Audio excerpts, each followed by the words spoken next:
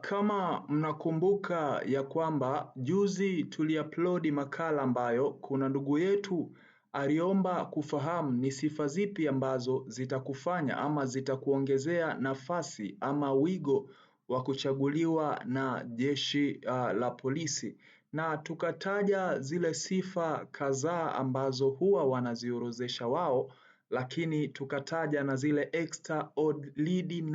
extraordinary ambazo ni sifa kama kuwa na cheti cha fani fulani huwa zinabeba sana, japokuwa watu wa form 6 na form 4 hawajaambiwa kuwa na fani fulani, mara nyingi ni watu wa elimu ya juu.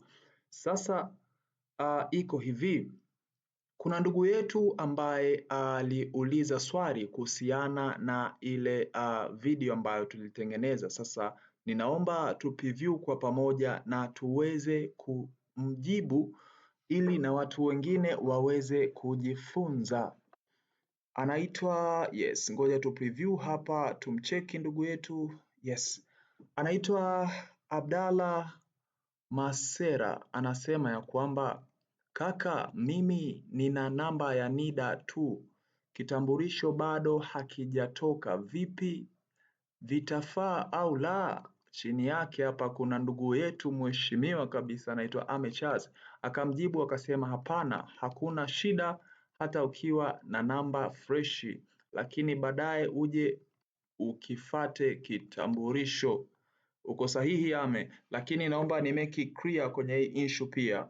Iko hivi ndugu yangu kwamba lengo la kuwa na namba ya NIDA ni wewe kukujulisha kwamba ni Mtanzania halisi. Kwa maana hiyo wataangalia namba ya NIDA. Kama hauna kitambulisho wataangalia namba ya NIDA. Ila iko hivi, wakati wa usaili lazima uwe na kitambulisho chochote ambacho kinakuonyesha wewe ni Mtanzania. Umenielewa? Yaani uwe na mbadala wa kitambulisho cha NIDA kitakacho kuonyesha wewe ni Mtanzania.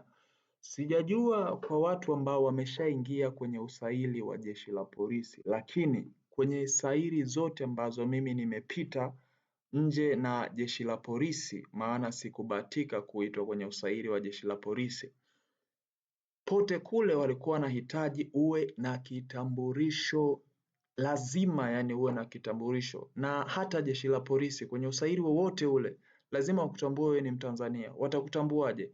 Aidha uwe na kitambulisho cha NIDA, umenielewa? Sio namba. Namba ukiwapelekea wanakukataa.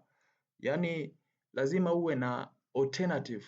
Lazima uwe na kitambulisho kwamba ukiwaonyesha wanaona kwamba wewe ni Mtanzania. Na vitambulisho hivyo lazima vyenye nguvu sana, mara nyingi vyenye nguvu sana.